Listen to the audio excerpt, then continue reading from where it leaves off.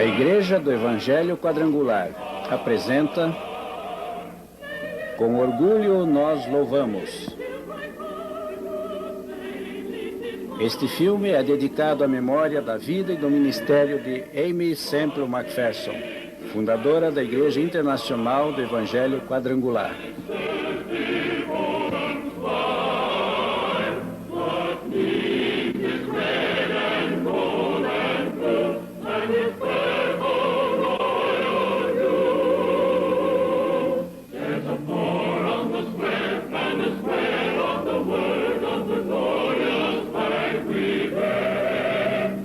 Eu sou a bandeira da Igreja do Evangelho Quadrangular e hoje em dia sou hasteada com orgulho no meu país de origem e em inúmeras terras distantes. Minha criadora foi Aimee Semple McPherson para divulgar ao mundo inteiro a mensagem de nossa crença. Juntos, nós liderávamos as paradas. Eu aparecia na fachada do Templo Ângelus, construído por ela em louvor a Deus. E testemunha silenciosa a seu lado, observando turma após turma de estudantes que acorriam para acompanhar seus ensinamentos. Foi inesquecível aquele dia em que me retirou da fachada do prédio e pediu que eu fosse levada aos 4 cantos do mundo.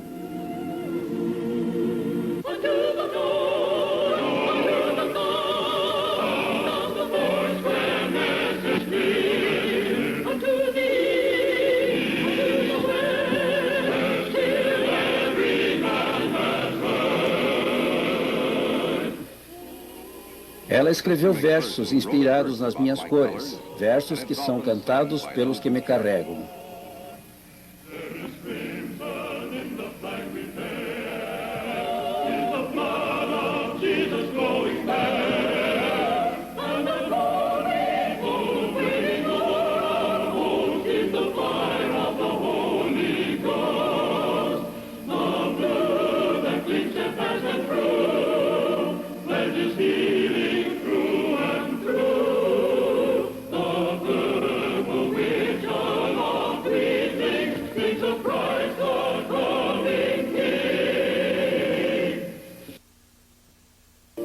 Foram muitos os que responderam ao apelo das minhas cores. Hoje em dia eu estou em mais de 700 igrejas nos Estados Unidos e no Canadá. De leste a oeste, de norte a sul, foram estabelecidas nossas fortalezas de fé.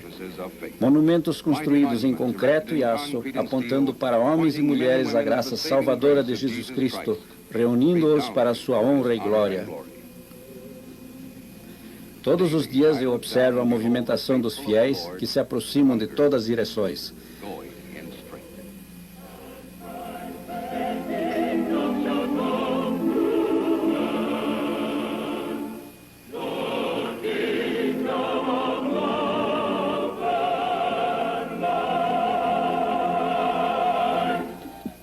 Mas minha maior alegria é quando me levam a terras distantes, para povos que nunca tinham ouvido falar sobre Cristo, nem sobre uma vida eterna. Hoje em dia, estou em 721 lugares diferentes, distribuídos em 27 países estrangeiros. Nossa fundadora costumava dizer, ao redor do mundo com a bandeira quadrangular, e agora já se pode afirmar que o sol nunca se põe para essa bandeira. Minha primeira missão no exterior foi na China, uma terra de pobreza e fome, uma terra de doença e escravidão. Em Hong Kong, onde nos instalamos, tinham se concentrado quase 2 milhões de refugiados vindos da China comunista.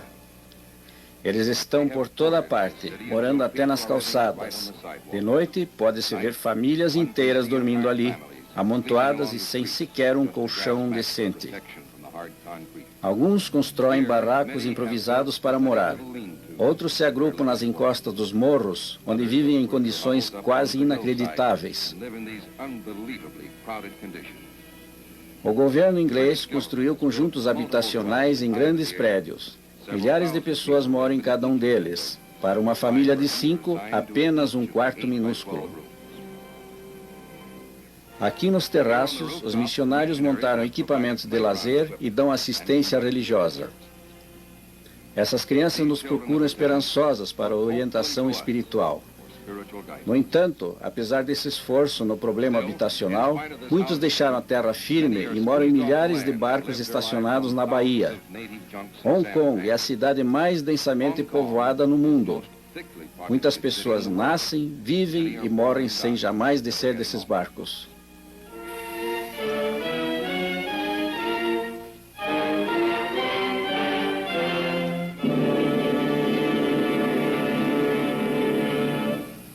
Este é o túmulo do missionário Robert Semple, que levou Aimee Semple McPherson ao caminho de Cristo. Dedicando-se ao povo chinês, ele contraiu a febre tifoide e deixou esse mundo, mas permaneceu sua obstinação e fé em Cristo como um legado à sua jovem esposa.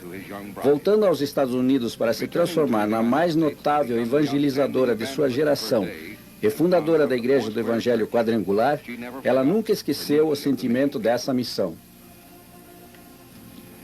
Hoje eu estou na fachada de nossa sede na China, uma bela construção de 4 andares financiada por nossos membros da América. Aqui eu tenho uma vista privilegiada das centenas de pessoas que acorrem aos cultos diários e de serviços dominicais. O missionário Edmund Lee e sua esposa sempre consideraram as crianças uma parte importante do seu trabalho. Todos ficam muito atentos aos ensinamentos das histórias da Bíblia e também de outros assuntos. O povo chinês vê com muita seriedade o Evangelho. Sempre quer aprender mais sobre Cristo e seu reino. Não somente comparecendo à escola, mas também partilhando das atividades da igreja, como esse grupo musical tocando para as crianças. Olhando para as fisionomias sérias desses jovens, me vem a certeza de que neles está a esperança de um futuro melhor. Esperança para os milhões de chineses que esperam ainda ser alcançados pelo Evangelho. Os missionários me levaram ao Japão logo depois da destruição atômica de Hiroshima e Nagasaki.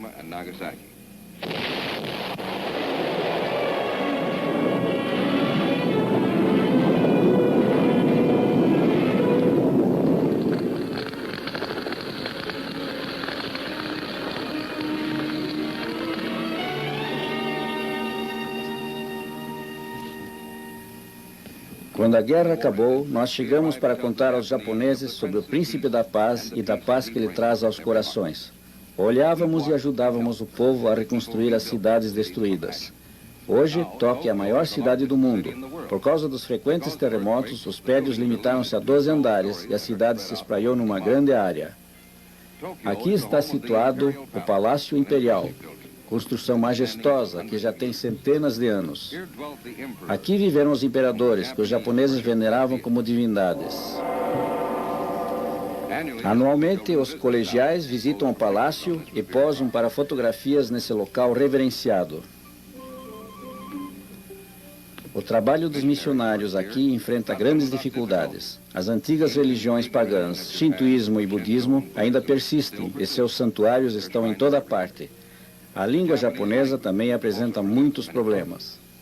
Mas, apesar dos empecilhos, o reverendo Jack Francis e sua esposa estabeleceram sua igreja e trabalham divulgando a palavra do Senhor e convertendo muitas almas para Cristo. E eu me alegro de ser parte integrante dessa missão no Japão. Já faz alguns anos que eu cheguei nas Filipinas. Meu quartel-general está na bela cidade de Manila.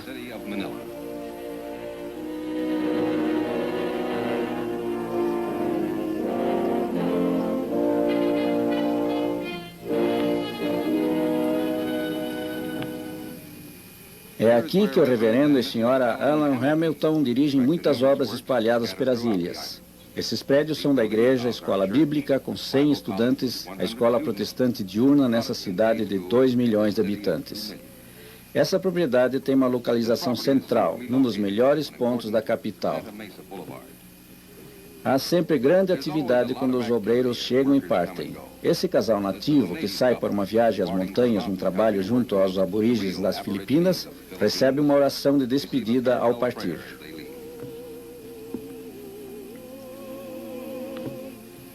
Esse grupo está sendo despachado para um encontro com os presidiários na penitenciária. O transporte é feito numa caminhonete mandada pelos fiéis dos Estados Unidos. Milhões de pessoas vivem aqui, mas apesar das grandes cidades, há vastas regiões primitivas ainda não alcançadas pela civilização moderna e também não alcançadas pelo Evangelho.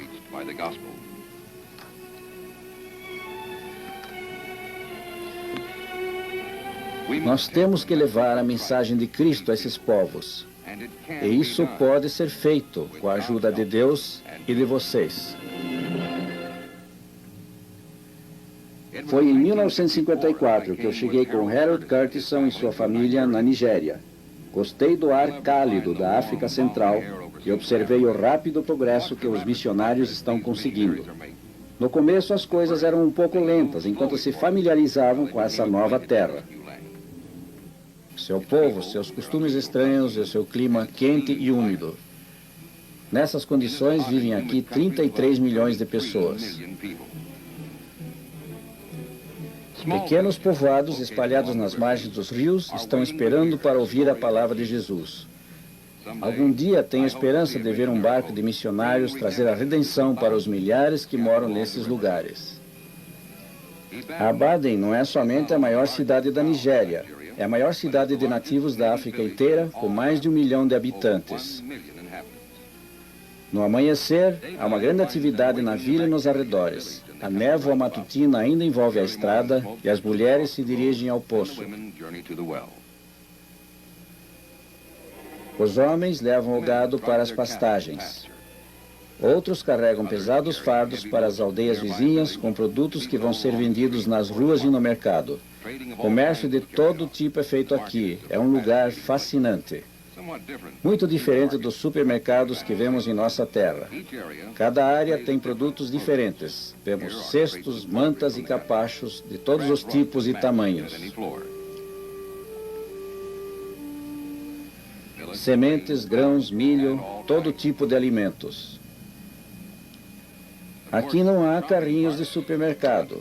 Tudo tem que ser levado mesmo na cabeça, seja grande ou pequeno. Em toda parte aqui, há grande atividade ao longo do dia. Mas quando a noite chega, o temor se apossa dos corações, porque a Nigéria, como grande parte da África, é uma terra de muita superstição. A maior parte dos moradores põe amuletos nas portas para espantar os maus espíritos. Existem cerimoniais selvagens e até sacrifício de pessoas que desaparecem aos milhares. Nunca mais se tem notícias delas. Mas um novo dia está chegando à Nigéria, com o despertar desse povo à mensagem do Evangelho. À medida que os missionários vão de vila em vila, distribuindo os folhetos das Escrituras.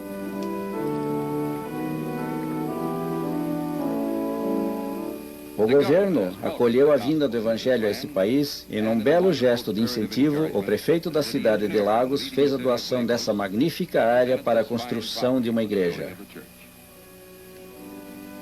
Foi com grande interesse que eu acompanhei a construção dessa igreja principal e da escola bíblica anexa. A areia era tirada do fundo do rio por mergulhadores em grandes latas.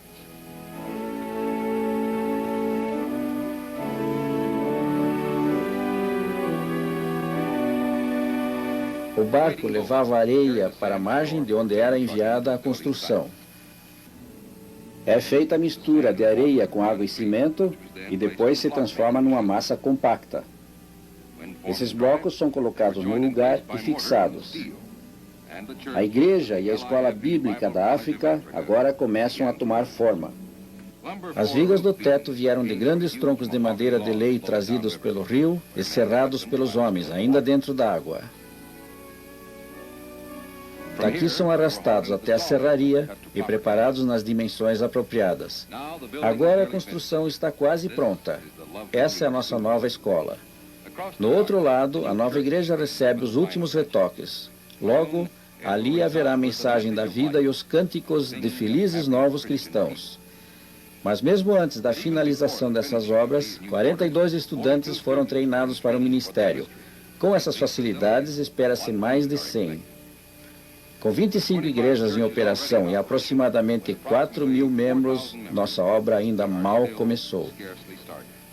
E é emocionante o fervor dessas pessoas, tão cheias de entusiasmo, tão gratas pela mensagem, a sentir seu entusiasmo quando pregam o Evangelho.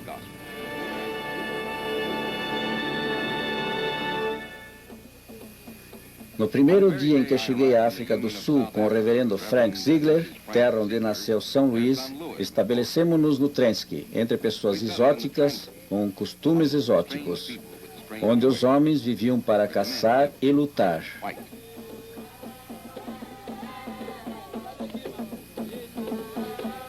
E as mulheres faziam o trabalho duro. As casas eram feitas e a cobertura renovada de tempos em tempos com folhagens da região. Amarradas de certa forma, tornavam-se à prova de chuva.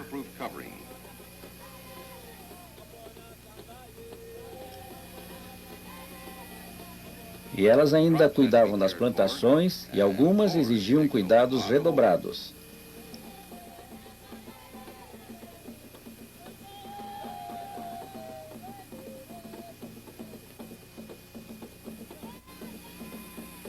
A lenha tinha que ser trazida de lugares distantes e os banquetes eram preparados cuidadosamente no melhor estilo africano.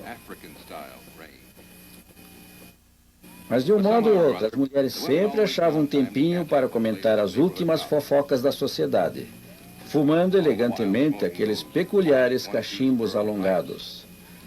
Mas uma grande mudança começou a ocorrer ali.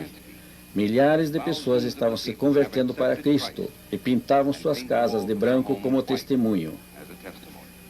Aqui vemos uma vila inteiramente convertida. A família Ziegler trouxe luz elétrica para muitas casas de sua comunidade, instalando um gerador de força.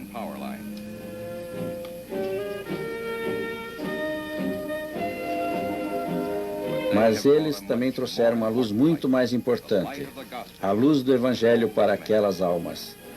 Tem sido emocionante ao longo desses anos ver as pessoas ouvindo as maravilhosas histórias de Jesus e um por um aceitá-lo como seu Salvador.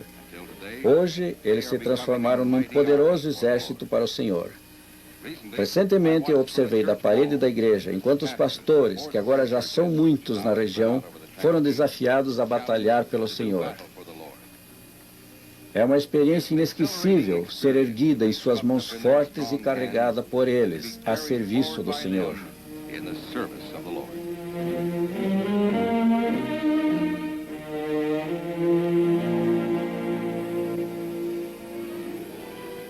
Foi em 1943 que eu, a bandeira quadrangular, cheguei ao México, o país mais próximo de nossa pátria.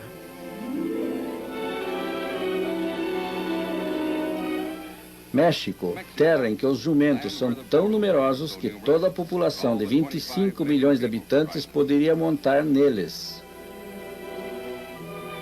Quer dizer, desde que alguns o fizessem em dupla. Essa é a terra do mañana, a terra do amanhã. E para muitos, os velhos métodos de ontem ainda vigoram. Para milhões, o modo de vida é igualmente primitivo, sem luz, sem água corrente, em choupanas consistindo apenas de 4 paredes e um teto cheio de goteiras.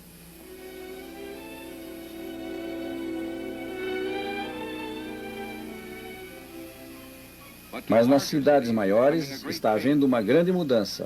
Monterrey, uma das mais modernas e progressistas cidades mexicanas, é onde começamos nosso trabalho. As ruas centrais até lembram aquelas ao norte da fronteira. O tráfego é quase igualmente ágil, os prédios quase tão modernos, os ônibus quase tão apinhados e as escolas quase tão repletas.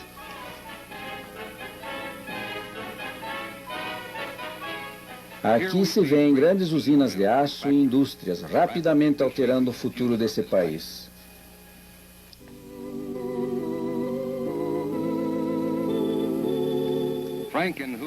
Frank e Juventina Mancebas, que primeiro trouxeram a bandeira quadrangular ao povo do México, construíram essa bonita igreja, que mais tarde transferiram para seu filho Danny Mancebas e sua esposa. Frank e Juventina agora dirigem todo o trabalho da igreja no México. O trabalho de administrar os 26 locais da igreja no país.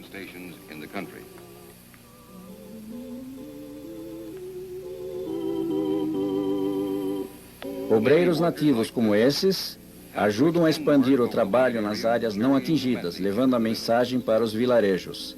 A receptividade do povo é sempre muito grande, havendo sempre uma boa frequência. As crianças também mostram grande interesse e gostam de tomar parte nas reuniões. O Evangelho tem sido levado cada vez mais além por esses obreiros nessas vilas. Em toda parte, Deus leva as pessoas a se reunir e depois dar suas vidas a Cristo.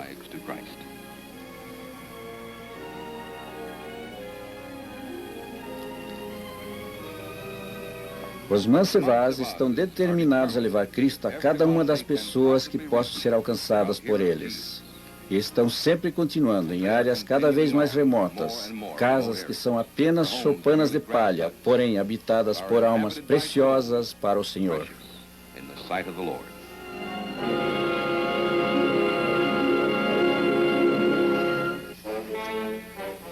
Na América do Sul há um país chamado Bolívia, e olhando no mapa, vê-se que lá estão algumas das montanhas mais altas do hemisfério. Mas não é tudo montanhoso. Há também o grande pântano chamado Inferno Verde. E eu fui para lá, com o reverendo Tommy Anderson e sua família, começaram uma missão em Aviato. Com certeza, poucas missões no mundo são tão difíceis de alcançar. Somente bois podem ser usados, e mesmo para eles a dificuldade é grande. Havia perigo também, mas os missionários tudo enfrentaram para trazer aqueles índios para Cristo. Em um ponto de terra firme, no meio desses banhados, uma grande missão foi construída por esses homens. Jack Anderson é atualmente o líder aqui. Os índios convertidos que moram na missão ajudaram a construir essa igreja. Antigamente eles viviam na selva, sem moradia e perambulando constantemente em busca de alimento. Poucos brancos se atreviam a encarar esses índios e suas armas. Era mais fácil e, sem dúvida, muito mais seguro ficar longe deles. Mas Jack Anderson, que passou grande parte da vida nesta selva, não teve receio de procurá-los. Ele lhes falou em sua própria língua, falando do alimento e abrigo que encontrariam na missão. Eles acreditaram na sua sinceridade e, assim, muitas famílias deixaram as cruas choupanas e foram até a missão. Como disse Jesus, eu tinha fome e me alimentaste, eu tinha sede e me deste água, eu estava nu e me vestiste. Na missão eles conheceram uma vida inteiramente diferente. As crianças aprenderam a ler e escrever, enquanto os adultos aprenderam os rudimentos da vida civilizada. Mas o mais importante vem quando esse povo, pela primeira vez na vida, ouve falar de Jesus. Este é o grande propósito desse trabalho, transformar esses selvagens em cristãos. Hoje em dia, nossa missão está transformando rapidamente essa região numa comunidade cristã. No entanto, mesmo que centenas de almas tenham sido conquistadas para Cristo nesses anos, ainda há milhões de selvagens que devem ser encontrados no interior dessas regiões. Como foi dito pelo Mestre, andai por todo o mundo e pregai o Evangelho para cada criatura.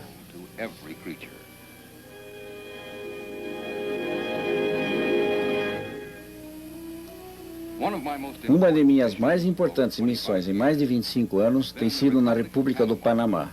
Quando se fala em Panamá, é inevitável lembrar o famoso Canal de Panamá. Mas para quem pensa em coisas espirituais, ele significa muito mais. O Panamá é uma de nossas mais bem-sucedidas empreitadas. 200 locais foram estabelecidos a partir dessa igreja na cidade do Panamá. Missionários e membros cristãos estão fazendo um trabalho magnífico nas cidades e no interior, ganhando perto de 4.000 almas para Cristo anualmente. Em média, comparecem aos domingos mais de 5.000 pessoas. Além do trabalho que é realizado dentro das cidades no Panamá, Os missionários estão sempre indo para locais distantes para encorajar os nativos e procurar aqueles que ainda não conhecem o Evangelho.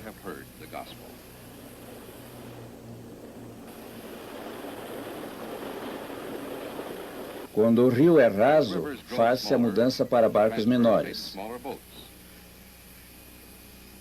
Tanto por terra como por via fluvial, muitas paradas são feitas durante a jornada.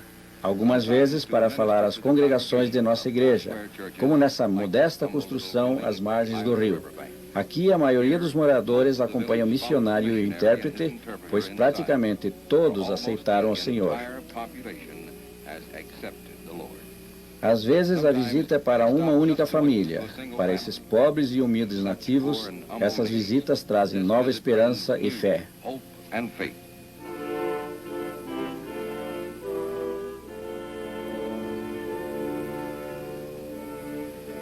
Uma longa jornada de 160 quilômetros ao sul da cidade do Panamá leva os missionários ao território dos índios Choco, no rio Chocomoque, na província de Derian.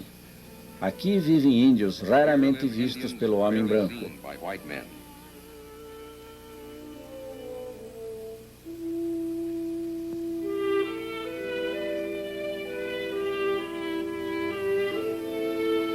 Quando o missionário salta na margem do rio, ele é saudado pelo chefe da família Choco e é recebido pela mulher e os filhos na sua casa bem acima do nível do rio.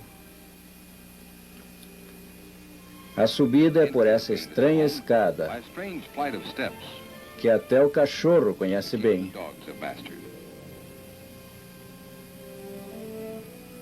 A subsistência dessa gente é garantida pela grande quantidade de frutos da região, preparados da maneira mais primitiva.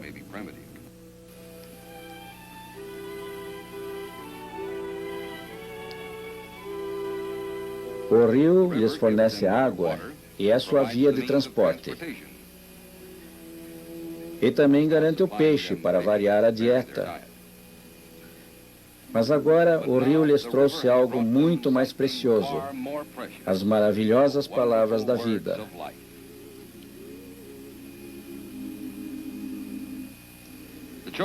Os Chocos não agrupam suas casas, mas as espalham ao longo do rio, assim muitas outras paradas têm que ser feitas pelo missionário. As dificuldades da língua são parcialmente contornadas através de um intérprete e também de gravações no idioma dos índios. Dentro de pouco tempo, o missionário Johnson terá concluído o alfabeto da língua Choco. Ele já traduziu mais de 2.000 frases das escrituras nesse idioma. É uma tarefa enorme, mas logo esse povo poderá ler a palavra de Deus. Eles agora estão construindo sua primeira aldeia perto das casas dos missionários, prova de que eles aceitaram Cristo. Bem ao sul da Jamaica, para as terras do Brasil, eu fui com o reverendo Harold Williams. Ele e sua família foram primeiro ao Rio de Janeiro, conhecida como a mais bela cidade do mundo. Parecia que todas as portas tinham se fechado para ele, e eu senti seu amargo desapontamento. O mesmo aconteceu em São Paulo, o grande centro industrial do Brasil. Então, numa noite, Deus deu a Harold Williams uma visão para uma cruzada em tendas que devia se espalhar por todo o Brasil. Hoje essa visão é uma realidade. De uma tenda, o grande reavivamento se transformou em 40 e mais de 500.000 almas foram convertidas. Harold Williams, que teve a inspiração da visão divina, dirige o trabalho no Brasil. O que foi feito no Brasil é grandioso. Nós temos 126 locais como esse. Mas o mais poderoso recurso usado nas cidades é a cruzada do reavivamento nas tendas. Harold Williams conduz muitos serviços pessoalmente. Grandes multidões chegam várias vezes por dia para ouvir a mensagem. Pode-se ver com que veemência as pessoas respondem ao chamado de se aproximarem para receber Cristo em suas vidas. E grande é a sua fé. Milhares têm sido batizados, gente de todas as profissões, advogados, doutores, empresários, motoristas, mecânicos, fazendeiros. Cada um torna-se uma testemunha do Senhor, atraindo mais gente para Jesus.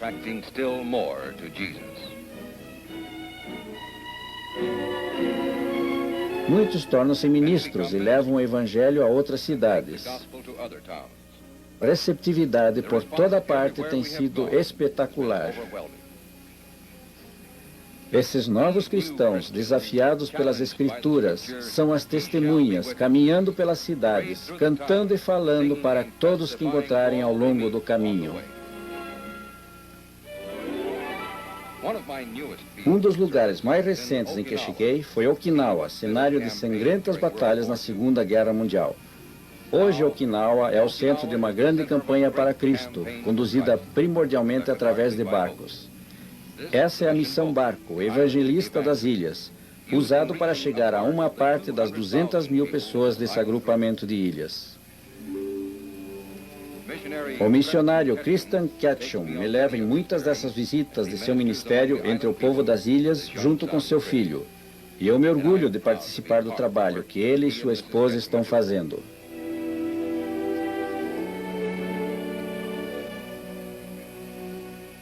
O Japão ocupou essas ilhas por 3/4 de século e o cristianismo era desconhecido. Mas agora, a mensagem de Jesus é levada por toda parte onde vai o barco. A âncora é lançada perto de uma praia isolada. E me levam para a terra, num barco cheio de suprimentos e roupas. Essas pessoas ficaram nos esperando desde a última visita, e como sempre, nós recebemos alegres boas-vindas.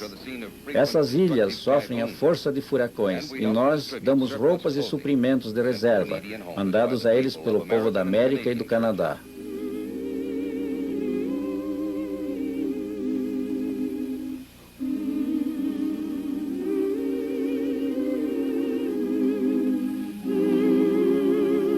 Porém, muito mais importante que os presentes é o Evangelho que trazemos para essa gente isolada. Como é emocionante estar rodeado por uma multidão sedenta da palavra do Senhor e ver como recebem a mensagem que trazemos.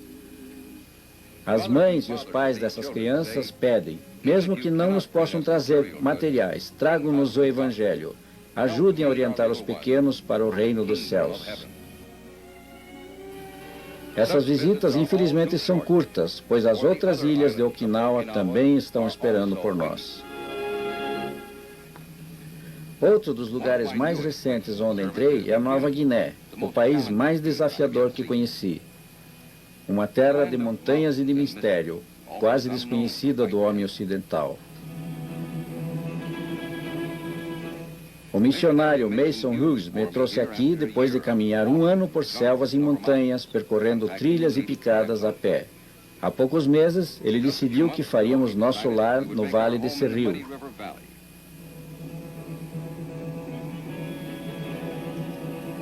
Enquanto estávamos construindo, o governo emprestou-nos essas cabanas de um posto de patrulhamento.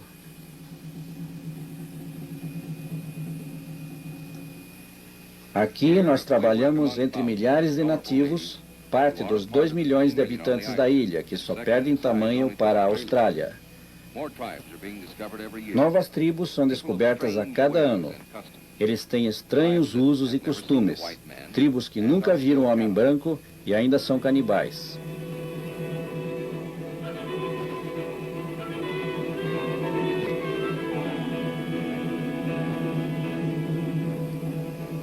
Suas pequenas aldeias estão espalhadas nos morros e no fundo dos vales. Seu alimento vem de hortas perto das cabanas. Muitas vezes protegidas dos invasores pelas agudas pontas nos pilares das cercas. O bambu é matéria-prima para muitas coisas. Aqui ele fornece um pente. Às vezes é instrumento musical, como flautas e um tipo de harpa.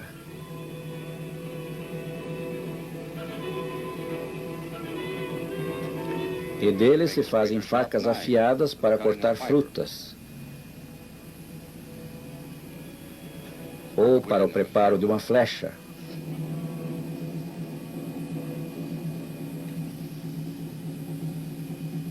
Essas flechas são engenhosamente preparadas para matar um homem e podem ser atiradas em rápida sequência.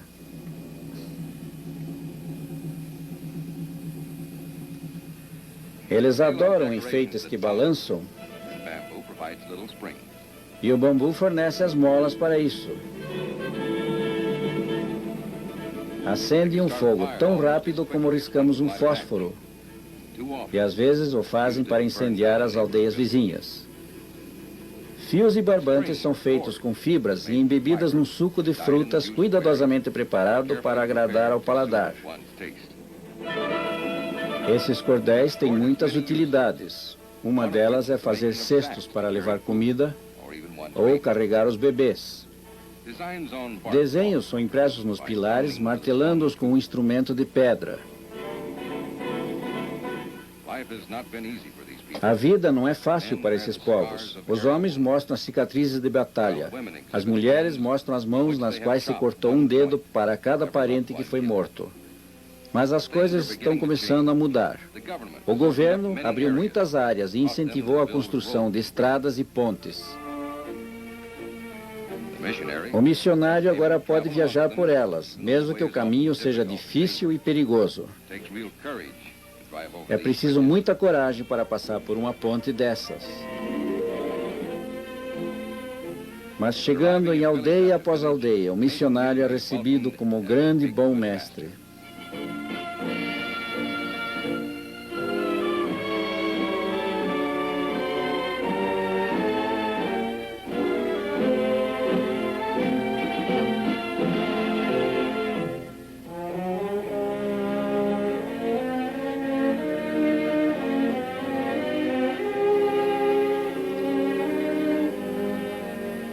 Tratando suas feridas, ele ganha seu respeito.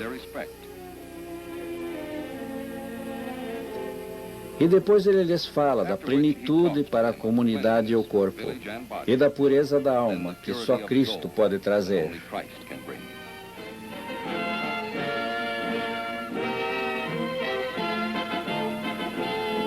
Entra-se nos riachos quando não há mais pontes. E finalmente o missionário deixa o veículo para seguir a pé. Mas ele está determinado de que esse povo deve conhecer o verdadeiro Deus que o ama.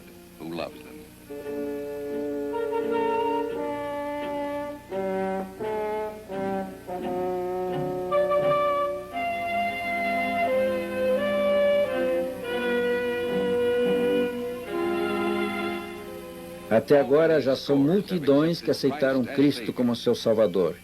E eles estão construindo a primeira igreja. Cada tábua tem que ser serrada à mão e carregada por quilômetros das encostas das montanhas para o local da obra.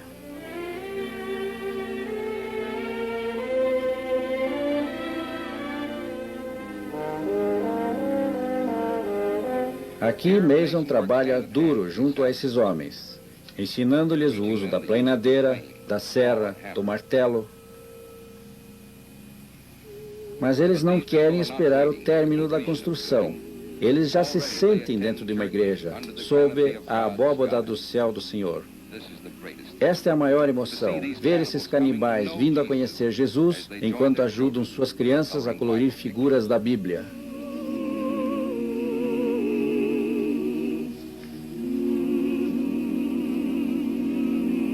Aqui o professor está ensinando a promessa de paz que Deus tão maravilhosamente expressa através do arco-íris.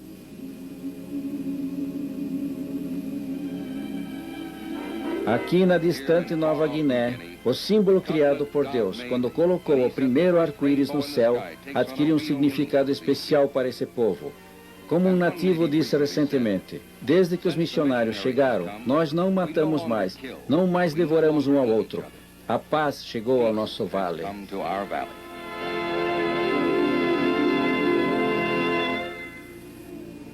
Sim, hoje, como vocês viram, eu estou hasteado em 27 países do mundo, mas ainda restam muitas terras onde milhões estão esperando para ouvir o Evangelho. Como já devem ter percebido, eu não sou só uma, somos muitas. Eu tenho muitos irmãos e irmãs, bandeiras como eu, esperando para ir em socorro daqueles que perecem na escuridão. Milhões após milhões, ano após ano, descem aos túmulos sem ter conhecido Cristo. Temos que socorrer os que perecem, levantar os que caem, falar-lhes de Jesus, o poder que salva. Devemos atender os moribundos, arrebatá-los com piedade do pecado da morte.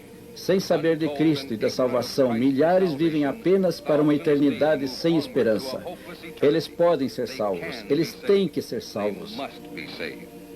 Sim, eles podem ser salvos, se cada um de vocês, pessoalmente e pelas orações, ajudar o trabalho de fé, realizado agora e sempre pelos missionários da Igreja do Evangelho Quadrangular.